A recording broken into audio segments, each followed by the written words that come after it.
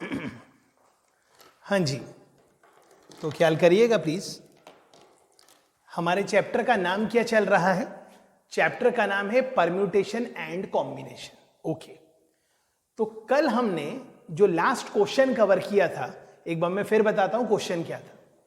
Question ये था कि हमारे पास 5 बॉयज है एंड 5 गर्ल्स है, राइट।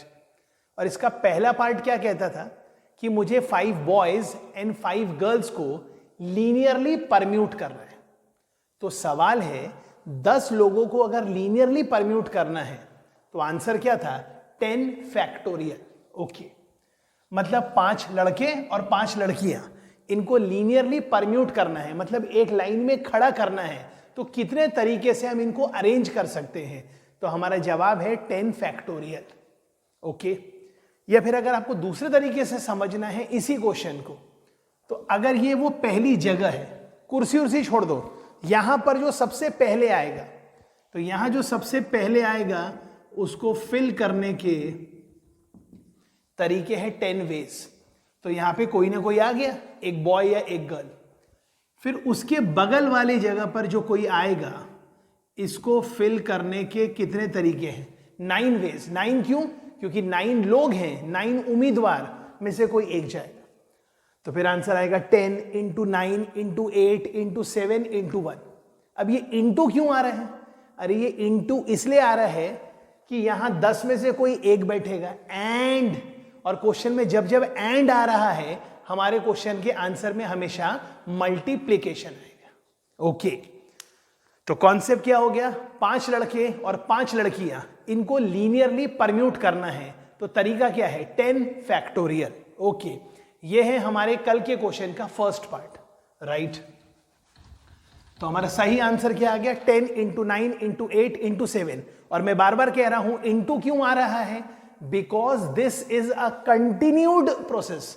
हमें यहां 10 में से एक बंदे को बैठाना है एंड बाजू में 9 में से एक एंड 8 में से एक, so on and so forth. Okay, अब इस क्वेश्चन का सेकेंड पार्ट। अब सेकेंड पार्ट क्या है?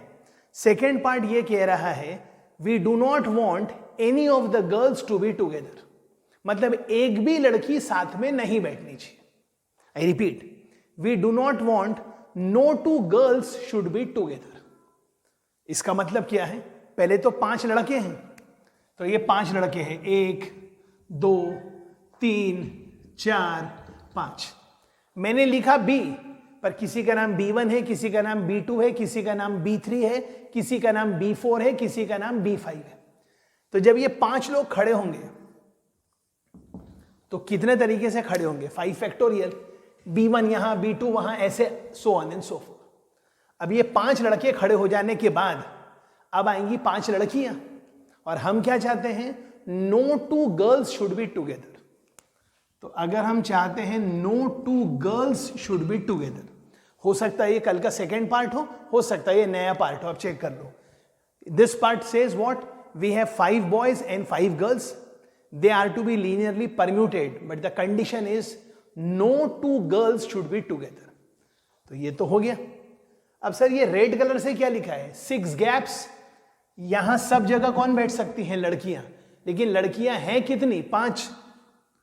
तो हमने लिखा 6C5। 6C5 से क्या हुआ? 6 में से हमने कोई भी 5 जगह चुन ली। मान लो हमने चुन ली 1 2 3 4 5, मतलब हमने ये जगह नहीं चुनी। अब ये 5 जगह चुनने के बाद अब हमें इन 5 जगह पे 5 लड़कियों को परम्यूट करना है। तो ये आएगा इंटू 5 फैक्टोरियल। तो इसका आंसर क्या हो गया? 5 factorial multiplied by 6C5 into 5 factorial. Okay, या फिर जैसे ये लिखा था 6C5, तो 6C5 इंटू 5 फैक्टोरियल, इसका एक और नाम है 6P5।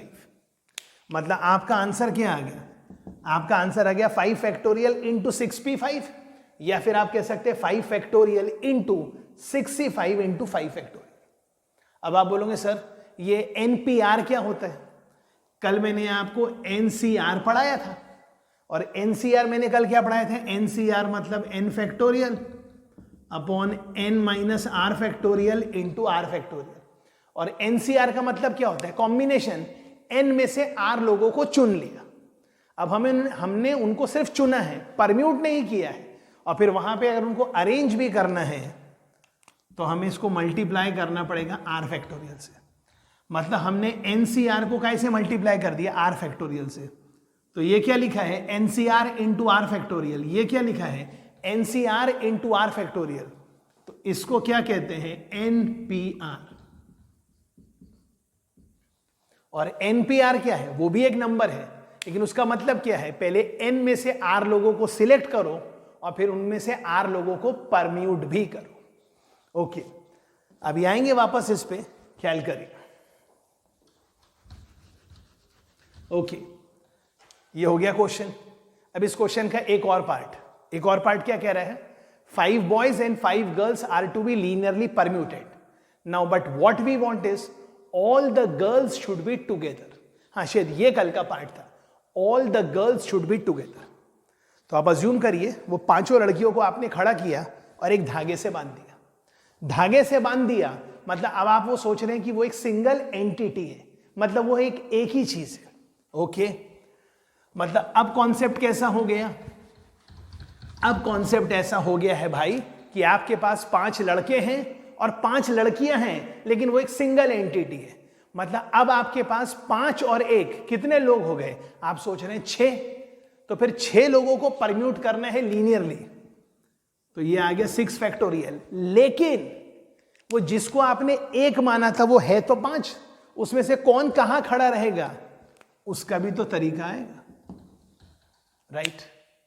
आई होप ये आपको समझ में आया है। और अगर ये नहीं समझ में आ रहा है तो कल मैंने आपको और एक तरीका बताया था। क्या? 1 2 3 4 5।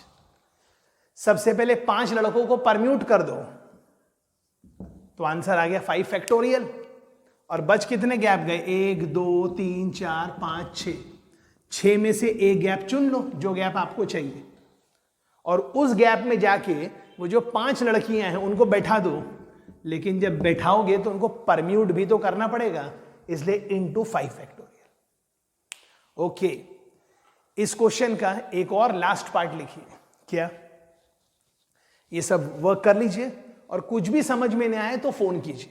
और अभी मैं आपको एग्जाम्पल में बताऊंगा हम प्लस कब लिखेंगे और हम मल्टीप्लीकेशन कब लिखेंगे, तो ख्याल करिए प्लीज। अब इस क्वेश्चन का नेक्स्ट पार्ट क्या कह रहा है? हेडिंग तो वही है, 5 boys and 5 girls are to be seated linearly, मतलब arrange linearly. But now what we want is boys and girls should be alternate. मतलब हम चाहते हैं बॉयज और गर्ल्स ऑल्टरनेट हो। अब ध्यान दीजिए, मैं आपको प्लस और मल्टीप्लीकेशन दोनों बताऊंगा। तो इस क्वेश्चन का पहला पार्ट जिसको मैं कह रहा हूं केस 1, और केस 1 का मतलब है मैं अज्यूम कर रहा हूं कि शुरुआत बॉयज से हो रही है। तो लिखा है boy boy boy boy, 1 2 3 4 5। Of course किसी का नाम 1 है, 2 है, 3 है, 4 है, 5 है, तो इनको परम्यूट करने के 5 फैक्टोरियल तरीके। लेकिन हम चाहते हैं हर बॉय के बाद एक गर्ल हो, मतलब यहां गर्ल ना हो। 1 2 3 4 5, 5 ही गैप है और 5 ही लड़कियां हैं, तो उनको अरेंज करने का तरीका 5 फैक्टोरियल। लेकिन या तो ये होगा, अब सुनना, यहां तो मल्टीप्लीकेशन आया क्योंकि यहां पे बॉयज बैठेंगे एंड बगल में गर्ल्स बैठेंगे। लेकिन अब ये केस क्या कह रहा है? या तो शुरुआत बॉयज से होगी, अब ये वाला केस कह रहा है शुरुआत गर्ल से होगी। तो हमने लिखा गर्ल गर्ल 3 4 5, 5 फैक्टोरियल, मतलब we have started with girls. और ऑफ कोर्स यहां पे 5 गैप है इंटू 5 फैक्टोरियल। तो इस बार आपका ओवरऑल आंसर क्या है? आपका ओवरऑल आंसर है this plus this. Sir plus क्यों? क्योंकि या तो ये होगा या तो वो होगा, लेकिन जब इसके अंदर घुसेंगे तो एंड होगा। मतलब आपका आंसर क्या है? 5 factorial into 5 factorial plus 5 factorial into 5 factorial. ये अलग बात है कि आपका आंसर ये आ चुका है। प्लीज इसको चेक करिए, मैं एक बार देख रहा हूं रिकॉर्डिंग बराबर हो रही है कि नहीं हो रही है।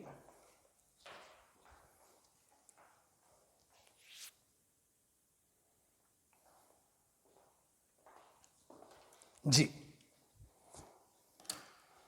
यहां तक तो बिल्कुल सही है। ओके,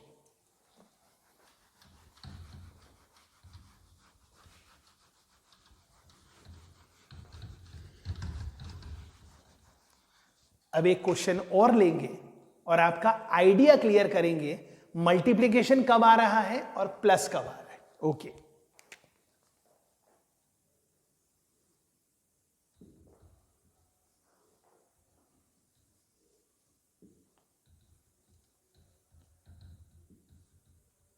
ओके, तो ये जो लिखा है ए, अज्यूम करिए इसका नाम है टाउन ए या फिर शहर A. This is city A, this is city B and this is city C. Okay, अब हमें दिया है ए से बी जाने के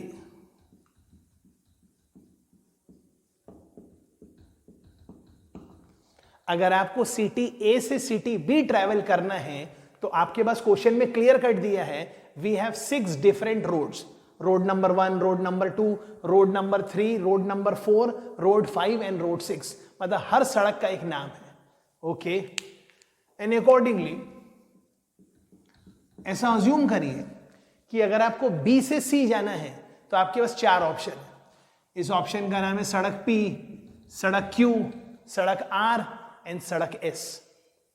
तो क्या है, we have city A, city B and city C. City A से सिटी बी जाना है, you have 6 options. City B से सिटी सी जाना है, यू हैव 4 ऑप्शंस। अब हमारे क्वेश्चन का first part, in how many ways you can travel from city A to city C, of course via city B. मतलब हिंदी में कितने तरीकों से आप सिटी ए से सिटी बी ट्रैवल कर सकते, सॉरी सिटी ए से सिटी सी ट्रैवल कर सकते हैं, of course through city B. तो आपका आंसर है 6C1 इंटू 4C1। अब यहां इंटू क्यों आया, आप थोड़ा जोर दीजिए। अब 6C1 क्यों, क्योंकि आपके पास 6 में से कोई एक ऑप्शन है, या तो सड़क 1 से जाइए, या तो सड़क 2 से, या तो सड़क 3 से, या तो सड़क 4 से, या तो सड़क 5 से, या तो सड़क 6 से। तो क्योंकि मैं या तो बोल रहा हूं, तो ये 6C1 का मतलब पता क्या है, 1 + 1 + 1 + 1 + 1 + 1, 6 ऑप्शन। मतलब 6 में से कोई एक रास्ता चुनिए। और ये मल्टीप्लाई क्यों आ रहा है, क्योंकि आपको ए से सी जाना है। अभी तो सिर्फ आधा ही काम हुआ है, ए से बी एंड बी से सी। तो जब जब वर्ड एंड आएगा मल्टीप्लिकेशन आएगा, और जब जब वर्ड और आएगा, मतलब हिंदी में या तो वहां पे प्लस आएगा। अब ये 4C1 क्यों लिखा है, क्योंकि सिटी बी से सिटी सी ट्रैवल करने के लिए आपके पास 4 ऑप्शन है। तो इस क्वेश्चन का आंसर क्या हुआ फर्स्ट पार्ट का, अगर आपको ए से सी जाना है वाया बी, तो आंसर क्या है 6C1 into 4C1। I hope ये क्लियर है।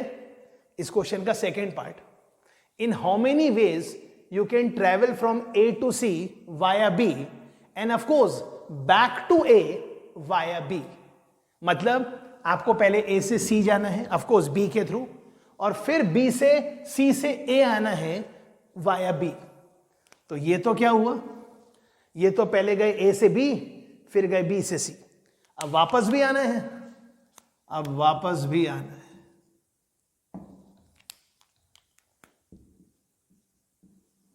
ये ऑप्शन, मतलब 6C1 इंटू 4C1, और फिर वापस आना है इंटू, ऑफकोर्स ये सड़क है, मतलब ये बाई डायरेक्शनल सड़क है, वन वे नहीं है, into 4C1 into 6C1। I hope ये आपको क्लियर हो रहा है जी। अब इसका ही नेक्स्ट पार्ट क्या है, we want to move from A to C through B and back to A from C through B, but you have to take care, और टेक केयर क्या है, you do not require to choose the same road while travelling from A to B and B to C। कहने का मतलब वो कह रहा है हमें वो सेम रोड यूज नहीं करना है। सेम रोड मतलब अगर हमने ए से बी में इनमें से कोई सड़क यूज की है तो आते वक्त हमें वो सड़क यूज नहीं करना है। बी से सी तक आपने जो सड़क चूज की है आते वक्त वो सड़क चूज नहीं करना है। समझाने के लिए मैं आपका आंसर लिख देता हूं, आप समझ जाना। 6C1 मतलब जाने के 6 रास्ते, यहां से यहां जाने के 4 रास्ते। मान लो आप यहां से 1 से गए थे और P से गए थे, तो वापस आते कितने ऑप्शन है? 3 में से 1, और यहां से यहां आने के लिए 5 में से 1। क्या ये आपको क्लियर हो रहा है? क्वेश्चन जो भी है वो आप समझ लीजिए, पर आपका आइडिया क्लियर होना चाहिए। अब सर यहां हर जगह इंटू इंटू इंटू आ रहा है, यहां पे प्लस क्यों नहीं आ रहा है? ओके, प्लस पता कैसे क्वेश्चन में आएगा? प्लस ऐसे क्वेश्चन में आएगा, ये सिटी ए है, ये सिटी बी है, ये सिटी सी, यहां से यहां जाने के वही 6 रास्ते, और यहां से यहां जाने के वही PQRS 4 रास्ते। और अब कोई कह रहा है there are 6 options to travel from city A to city B and you have 4 options to travel from city A to city C. अब वो आपसे कह रहा है in how many ways it is possible that you move away from A either to B और to C. In how many ways you can move away from A. तो सवाल है अगर आप ए से बी जाएंगे तो 6C1 ऑप्शन है, या तो आप ए से सी जाएंगे। That means in how many ways you can move out of A. 6C1 मतलब 6, 4C1 मतलब 4, तो 6 और 4 10 तरीके। आई होप ये आइडिया भी आपका क्लियर हो रहा है जी। अब एक नेक्स्ट क्वेश्चन लिखिए। नेक्स्ट क्वेश्चन ये है कि हमारे पास एक वर्ड है,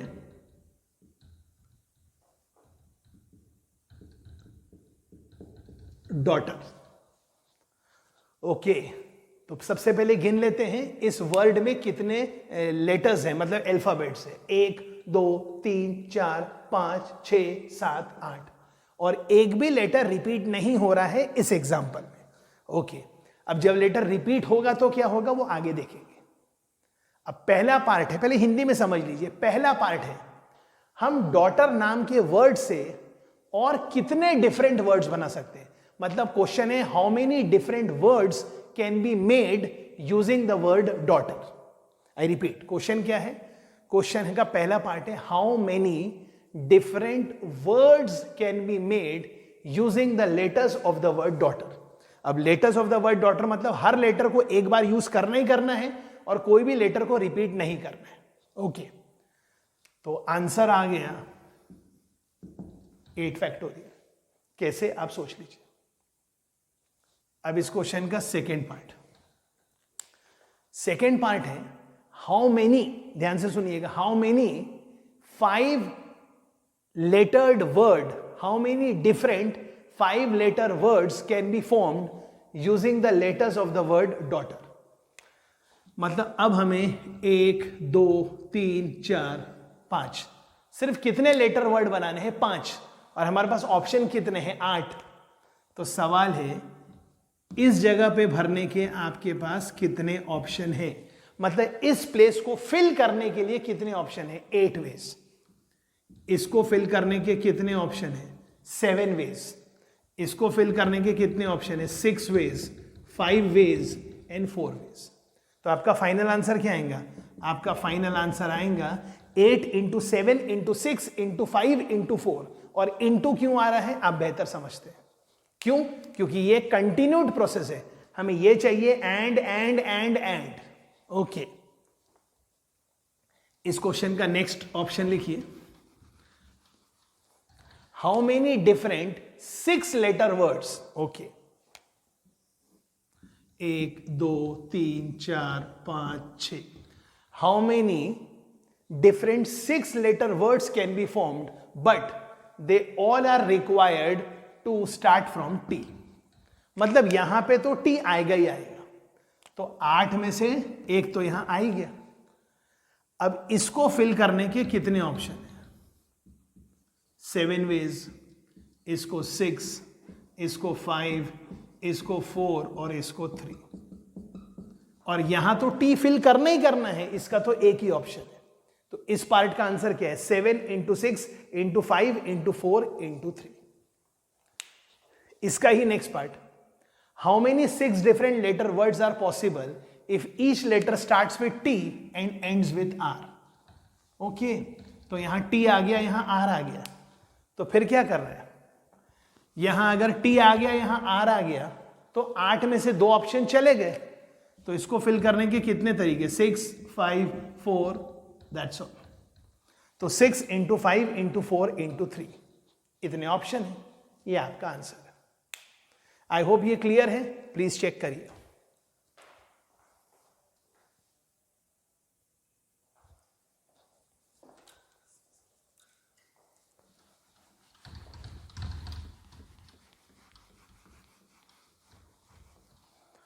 ओके, अब हम शुरुआत करते हैं एक और क्वेश्चन की। तो क्वेश्चन लिखिएगा, in how many ways, question है, in how many ways 3 different letters, letters मतलब चिट्ठियां।